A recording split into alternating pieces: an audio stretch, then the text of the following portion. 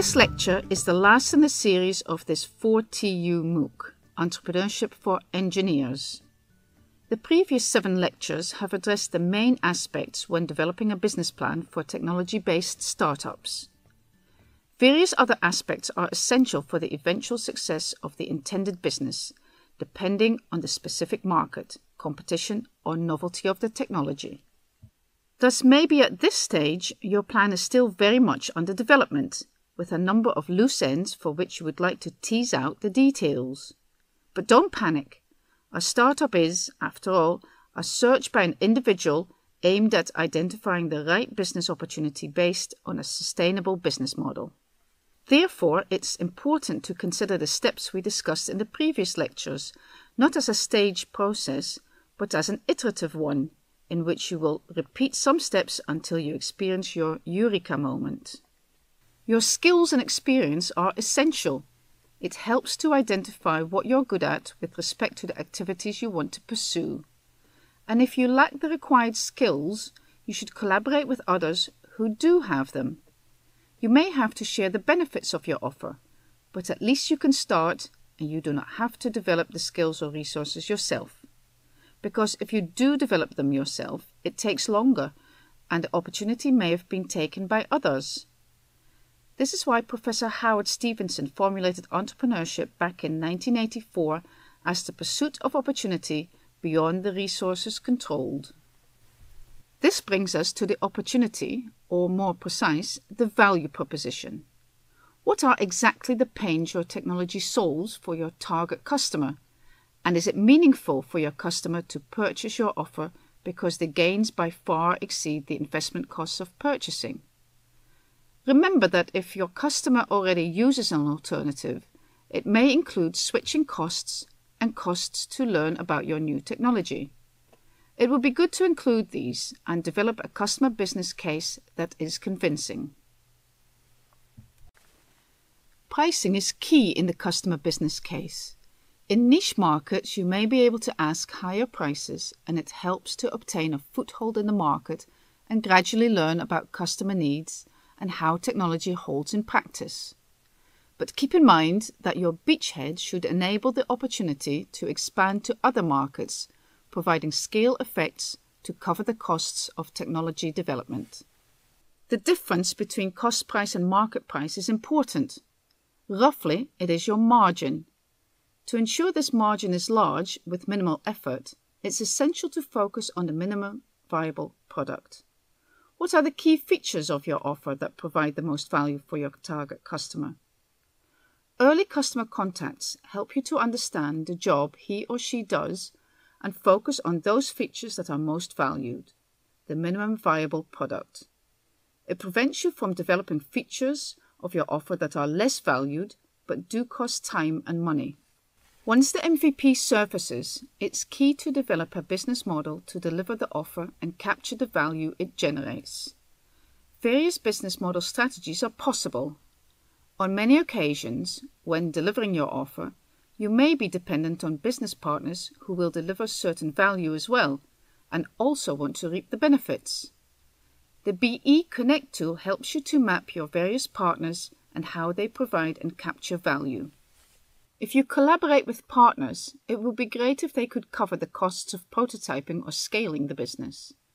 But maybe you are still in an early stage of development and you need family, friends, or a business angel to help you invest in the initial activities and carry out the proof of principle or proof of concept.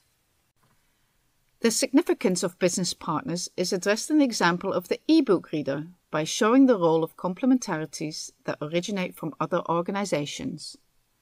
Using the ecosystem pie model, you can identify the complementarities you need that can make or break your innovation. These lectures provide you with the main aspects of building your business plan. To develop your thoughts, we provided you with assignments and exercises. The business plan is, however, not an objective in itself. It's a means to an end, with the end being the foundation of your startup. By drafting your plan, you will structure your mind and elaborate on the arguments. The business plan is instrumental in forcing you to rethink the main business aspects, identify the critical skills and resources you need, integrate and align the goals and draft a planning with milestones which provides a framework for subsequent human action. A plan is essential to convince investors that you have given your idea considerable thought and that you are committed and dedicated to pursuing it. But the paradox is that the founding of a startup requires preparation and planning, whereas it's basically an unplannable event.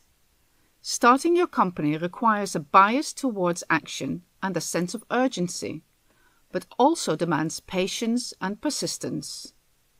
Thus, the start of your company will be one in which composition and execution converge in time, and the loose ends will come together due to simultaneous planning and action. Your pitch to the jury should also reflect this. Jury members like to be shown carefully developed business plans, but do know very well that it is subject to change. This is why they emphasize so much the team behind the idea and value how you handle uncertainty and change. But what is the goal of a pitch? A pitch has the aim to get a follow-up meeting with your potential investor. The pitch should appeal to the investor such that he or she is willing to take the time and read the executive summary or two-pager of the plan, or invite you for a longer and more detailed conversation. The executive summary or two-pager in turn should give an overview of your offer and how you will make money on it. It should invite the reader to spend more time and read the short business plan that allows the investor to conduct some initial due diligence and check your plan. Your detailed business plan is mainly there to keep track of all the data you needed to make the decisions. When presenting your plan in a pitch, two questions need to be answered. Who cares and why you? Who cares implies that you need to be precise about what your offer does for your target customer.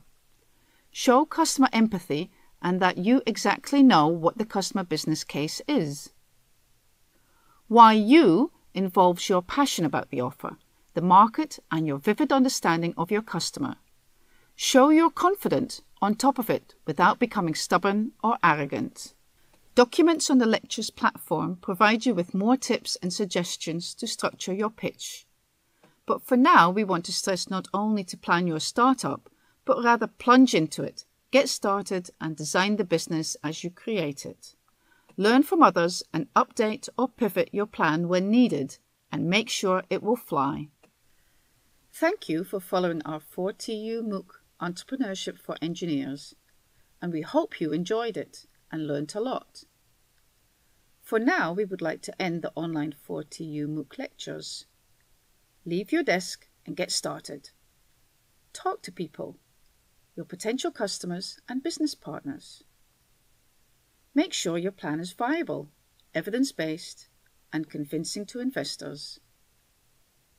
We hope to meet you in person in one of our offline classes or in one of the incubator programs affiliated to our 4TU MOOC. Don't forget to submit your business plan to draw attention to your idea and get the opportunity to enter an incubation program at one of the universities involved in the MOOC.